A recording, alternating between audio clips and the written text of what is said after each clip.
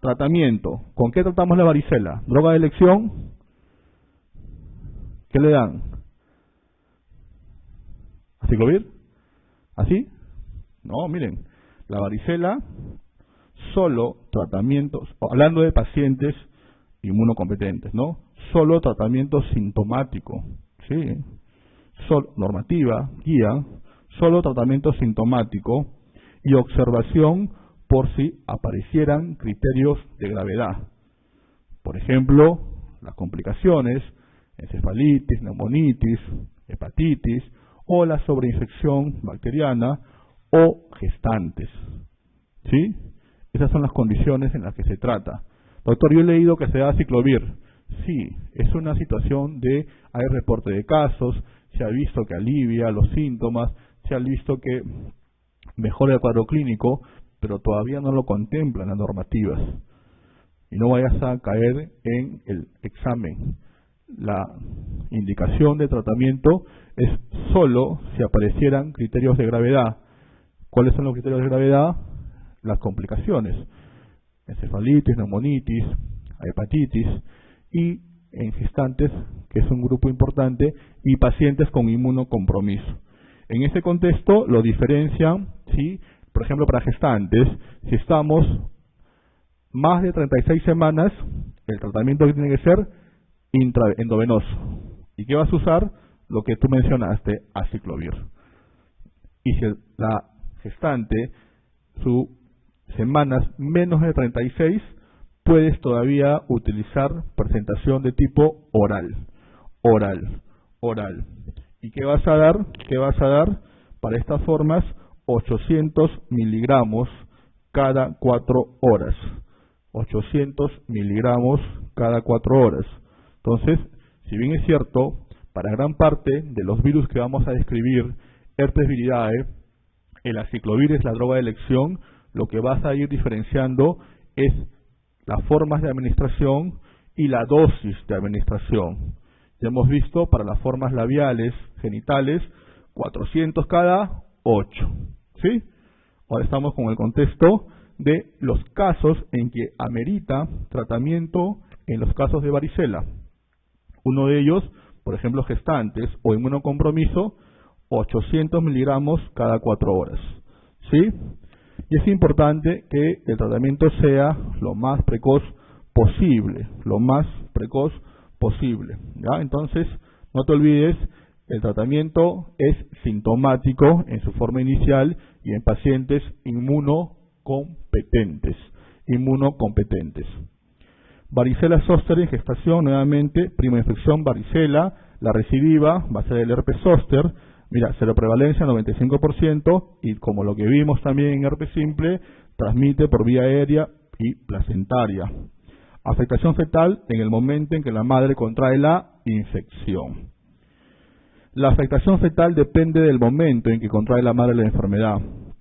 Esto es importante porque vamos a diferenciar si es en el primer trimestre o en el tercer trimestre. ¿Por qué?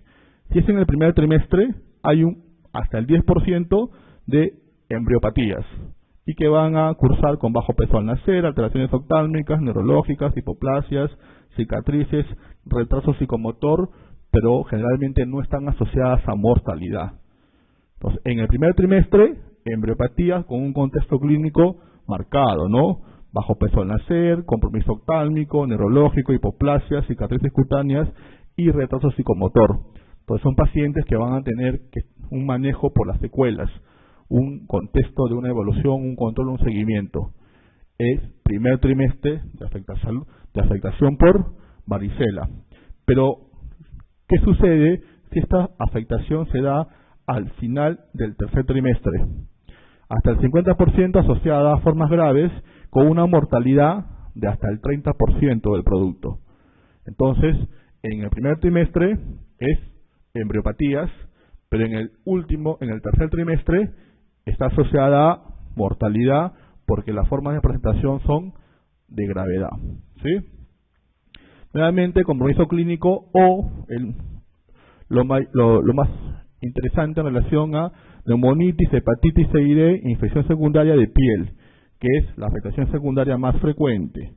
El diagnóstico clínico, serológico IgM aparece en la primera semana. Acá sí nos interesa el contexto de las inmunoglobulinas. Recuerden que lo vimos en inmunología. Si tenemos un neonato con presencia de inmunoglobulina tipo M, quiere decir que el neonato está produciendo esta inmunoglobulina. Porque recuerdan, ¿cuál es la única inmunoglobulina que pasa la barrera placentaria?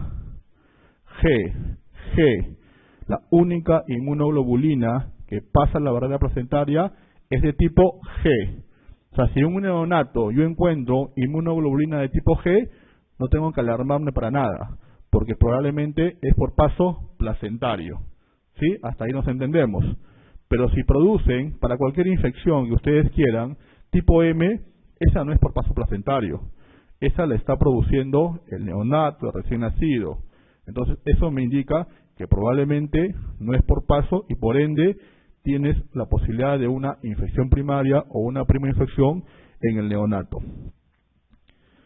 Tratamiento, ya hemos visto los casos en que vamos a administrar aciclovir, y acá es importante evitar el uso del ácido acetil salicílico. ¿Recuerdan por qué? En varicela, ¿por qué no damos aspirina? Esa es clásica, ¿no? Porque está asociada a 5%, dice en nuestro medio. Eso yo no he visto ningún caso, ¿no? Cuando estamos en el niño quizás, pero en nuestro medio la idiosincrasia es lo que pasa también con el tema de clorfenicol, ¿no? Ustedes saben que clorfenicol está de alguna otra forma proscrito en otras latitudes por el riesgo de aplasia medular, por el riesgo de agranulocitosis. Pero sin embargo ha sido el antibiótico de bandera y todavía lo utilizamos, hace poco vimos el tema de Bartonella, ¿recuerdan? Que empleábamos inclusive para formas severas clorfenicol. Sucede algo similar. En otras latitudes sí se ve con frecuencia cuando se asocia aspirina o ácido acetil salicílico en los pacientes con varicela, está asociado hasta el 5 al 10% al famoso síndrome de Reyer, que viene a ser una encefalopatía. Es una encefalopatía grave que da un compromiso hepático severo, está asociada a mortalidad. Entonces, por las recomendaciones dadas, y evitar el uso del ácido acetil salicílico, el aciclovir hemos visto en gestantes y en las complicaciones, principalmente neumonía y encefalitis. La que está asociada a mayor mortalidad y compromiso secuelar es encefalitis. Cobertura antibiótica por la sobreinfección. Hemos visto principalmente gérmenes involucrados, estafilococo e estreptococo. Entonces, hemos visto el componente de varicela. Es la primoinfección. Compromiso generalmente céfalo-caudal. Afectaciones polimórficas que dan un componente de una actividad pruriginosa, intensa, que conlleva a la posibilidad por rascado de sobreinfección.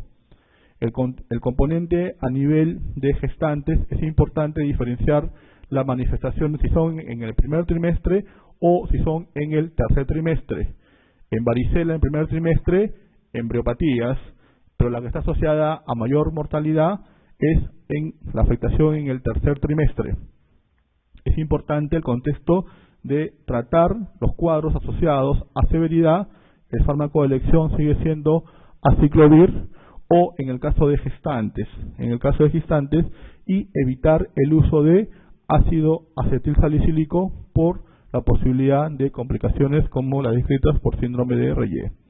Herpes zóster. Herpes zóster viene a ser las reactivaciones del componente inicial dado por la varicela. Habíamos visto de que si bien es cierto la varicela, en el 90% de los casos puede dar en las primeras edades, por debajo de los 10 años, existe una población adulta, es importante también mencionar eso, que no ha tenido contacto con varicela. En ese 90% de pacientes que sí lo han tenido, las reactivaciones van a ser en sus formas de herpes zóster, que generalmente van a ser unilaterales, ¿no? Y van a seguir el recorrido del dermatoma.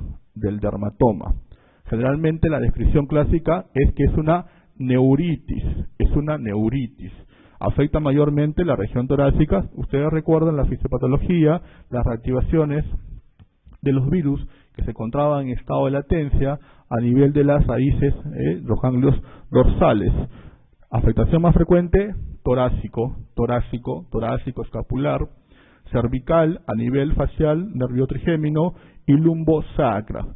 Pero si te preguntan a nivel anatómico, ¿cuál es la región más frecuentemente de manifestación de herpes zóster?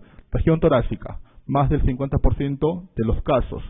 Inicia con dolor, ese es el signo inicial, ¿no? Dolor en trayecto del nervio afectado de intensidad variable. Eso es importante porque a veces el paciente incluso puede tener el compromiso dermatológico, las lesiones, pero no va por eso, va por el dolor. Y el dolor clásicamente es un dolor de tipo quemante, lancinante, que inclusive al contacto hasta con la misma ropa o en el caso de damas con el brasier puede ser intensificado y generalmente no cede al uso de antiinflamatorios no esteroideos, porque el mecanismo es completamente diferente. Esto es un dolor, en otra forma, dentro de los dolores llamados dolores neuropáticos. Es una neuritis. Compromete uno o más dermatomas, incluso mucosas pueden ser afectadas.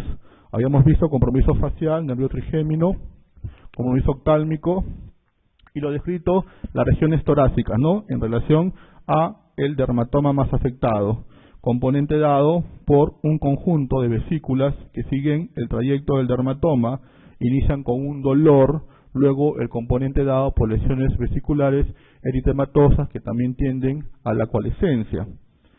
Esto también en regiones cervicales y regiones torácicas. Recuerden que la forma más frecuente es a nivel torácico. Esto es antes del tratamiento y esto es después del tratamiento. Esto también en una dama, región en dermatoma a nivel dorsal, torácico, previo al tratamiento y después al tratamiento. Cuando ustedes tengan pacientes con herpes, ¿por qué se reactiva el herpes zóster? ¿Por qué si yo tuve varicela, por qué en algunos pacientes se va a dar la reactivación y en otros no? Y en eso hay muchos estudios y hay muchas causas que orientan al pensar por qué se produce la reactivación. Generalmente está asociado en nuestro país, en nuestro medio, las reactivaciones a lo más frecuente, el estrés. Es una de las causas más frecuentes en pacientes sin inmunocompromiso. El estrés es una de las causas más frecuentes. Y de ahí viene el pensar en etiologías, dentro de ellas las que tienen afectación o inmunocompromiso celular, VIH, o pacientes que estén en tratamiento por otras enfermedades. En nuestro medio, por ejemplo, tuberculosis, uso de antibióticos en forma prolongada, pacientes que estén en corticoterapia, trasplantados, quimioterapia. Entonces, puede existir, ¿no? Ahí el reporte del 40% encontramos una causa. 40% de las reactivaciones encontramos una causa. Y en el 60% generalmente o no la encontramos o está asociado a un contexto de estrés o a una probable inmunodeficiencia transitoria o una inmunodeficiencia primaria no diagnosticada. El contexto es que siempre ustedes tienen la obligación en un paciente con herpes zóster pedir marcadores serológicos para descartar las enfermedades mayormente descritas, entre ellas infección por VIH, porque suele ser el debut de muchos pacientes. Entonces también, tratamiento, el fármaco de elección va a ser aciclovir. Acá sí tenemos que tratar, y tenemos que tratar en forma adecuada, porque este es el gran problema que tenemos en la consulta. Acá sí tenemos que ser enérgicos en la dosis. El aciclovir hay que darlo, ¿cuánto? 800 miligramos, sin miedo, 800 miligramos 5 veces al día, por 7 días, 800 miligramos. Entonces, ven cómo va cambiando. Nuevamente, para formas orales, 400 cada 8. Hemos visto ahora para herpes zóster, 800 miligramos. El problema es que cuando tú lo manejas en el ministerio, la presentación del ministerio de la aciclovir, ¿de cuánto es? ¿Recuerdan?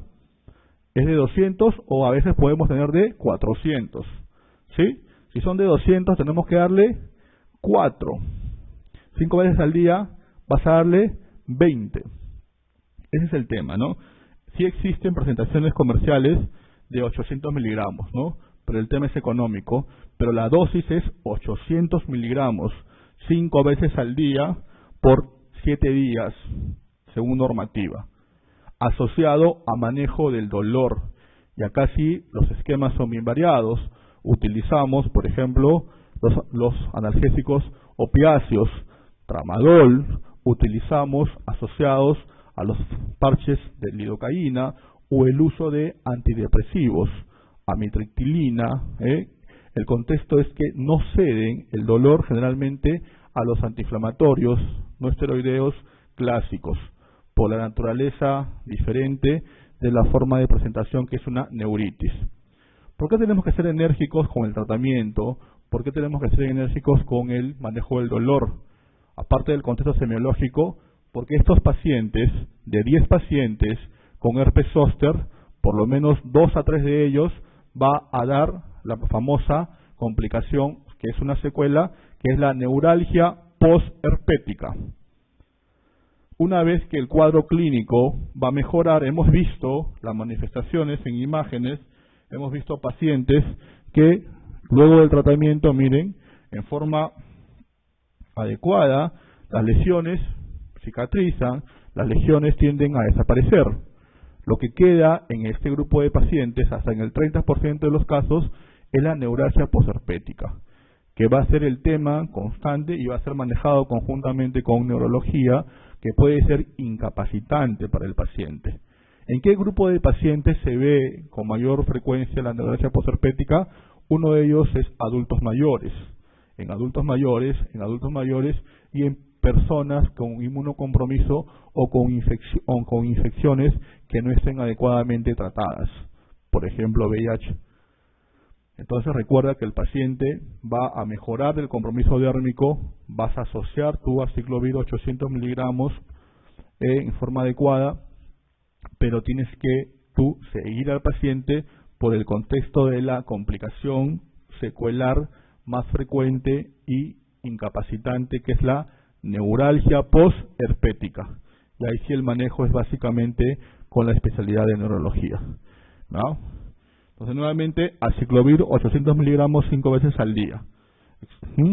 También tenemos valaciclovir, que habíamos comentado, mejora la biodisponibilidad, mejora la absorción, podemos darlo de cada 12 o cada 8 horas, o sea, el tema puede ser mejorar en el caso de la administración, pero su, digamos, contraparte es el costo, ¿no? Es el costo. Entonces, vamos avanzando. Entonces, varicela, la reactivación, herpes zóster. La varicela en su primera infección o las formas no complicadas no se trata. ¿Qué tratamos? En sus complicaciones, neumonitis, encefalitis y en gestantes. Recuerden evitar el uso del ácido acetil salicílico. Las formas de reactivación que se van a dar generalmente en adultos o en pacientes con algún tipo de inmunocompromiso, herpes zóster, afectación dérmica que sigue el recorrido de un dermatoma, dolor tipo lancinante, dolor parestésico, puede estar asociado a un cuadro febril con las manifestaciones clínicas de las vesículas que siguen el trayectorio del dermatoma. Tratamiento de elección, aciclovir 800 miligramos 5 veces al día por 7 días. Y el contexto es el seguimiento de estos pacientes por la posibilidad de la aparición de la secuela llamada neuralgia postherpética. Virus Epstein-Barr. Virus Epstein-Barr, la manifestación clínica más frecuente, clásica, es la mononucleosis infecciosa. Pero veamos que no solamente está involucrado en esta forma clínica. Es una enfermedad aguda, linfoproliferativa y autolimitada, grupos predominantes, infancia, adolescencia y antes de los 30 años, transmisión, como lo que hemos visto también, vía aérea, persiste en orofaringe hasta los 18 meses después de la infección primaria. Y es un virus que está relacionado a un componente oncogénico, porque si bien es cierto, acá dice en niños del África Central, no solamente en ellos, se ha visto que se está asociado al linfoma de Burkitt, carcinoma nasofaríngeo, anaplásico y linfoma de células B en inmunocompromisos. Ustedes han visto, recuerdan que uno de los criterios que te define estadio SIDA es justamente el linfoma primario de células B a nivel del sistema nervioso central. El agente más involucrado como virus oncogénico es el virus de Epstein-Barr. Pero lo que suelen preguntar y lo que ustedes tienen que recordar es la famosa mononucleosis infecciosa. La triada clínica clásica de la mononucleosis infecciosa: fiebre, faringitis, adenopatías. La triada clásica: fiebre, faringitis, adenopatías. Obviamente puede estar ausente alguna de ellas. Esto es lo clásico: fiebre, faringitis, adenopatías. Generalmente es una enfermedad que se va a autolimitar, se va a presentar en grupos de adolescentes. Entonces veamos. Periodo de incubación 5 días, 3 a 4 semanas. Y periodo de invasión, los pródromos: inicio con fiebre, astenia, cefalea y anorexia. Comportarse como cualquier proceso infeccioso. Luego faringitis intensa y podemos visualizar a nivel de orofaringe la presencia de algunas llamadas placas o lesiones eritematosas. Y esto es importante: linfadenopatías generalizadas, no solo a nivel cervical, vamos a tener también axilares, inguinales, y por eso que la importancia de entrar en el diagnóstico diferencial de los llamados síndromes mononucleósidos. Recordando, virus de Epstein-Barr es el agente etiológico de la mononucleosis infecciosa. Hasta ahí estamos de acuerdo. Pero este contexto clínico descrito de fiebre, astenia, cefalea, anorexia, faringitis intensa y adenopatías generalizadas, lo también podemos ver en otras etiologías. Cuando el contexto ya es de varias etiologías, hablamos de las características sindrómicas del llamado síndrome mononucleósido, que lo puedes ver en infección por VIH, en la prima infección, que lo puedes ver en toxoplasmosis, que lo puedes ver ahora como estamos viendo en Epstein-Barr, que lo puedes ver en rubiola, y que lo puedes ver en algunas formas raras de hepatitis.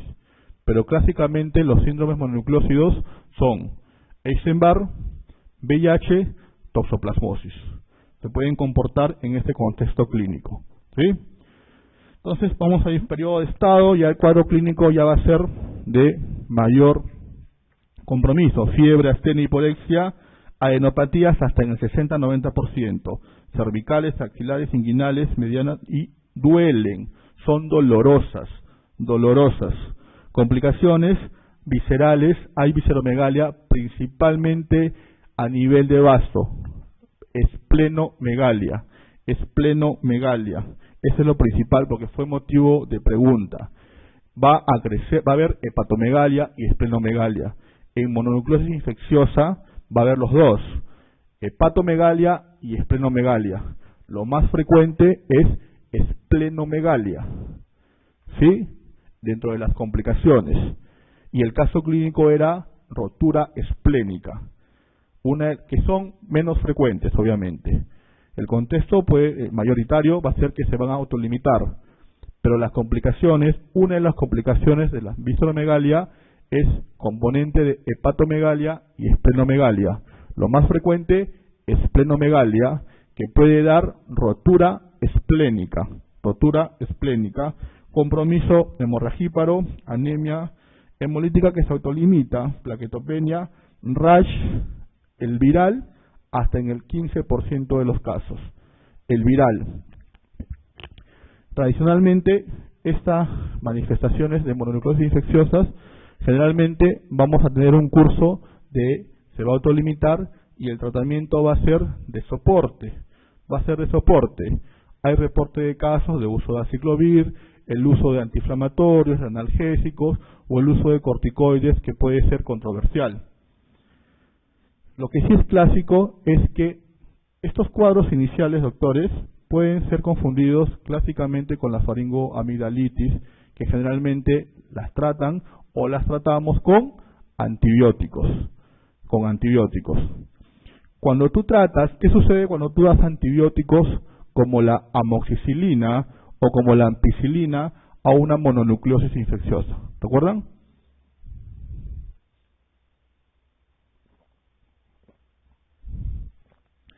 No es una contraindicación, pero el rash se va a intensificar.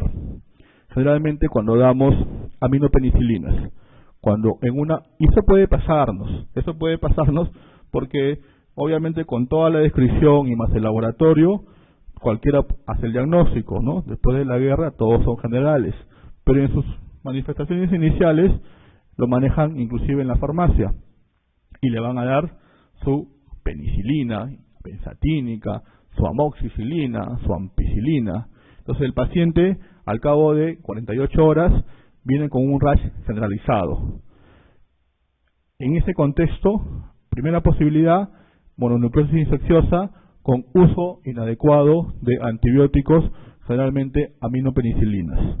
Diferenciar, doctores, que el propio componente viral te puede dar un rash, pero que va a ser hasta en el 15% de los casos, no más. Cuando tú veas un rash, predominio torácico, miembros inferiores, y el antecedente del uso de amoxicilina o ampicilina, tu primera posibilidad es mononucleosis infecciosa. Ese es el componente que tú tienes que diferenciar.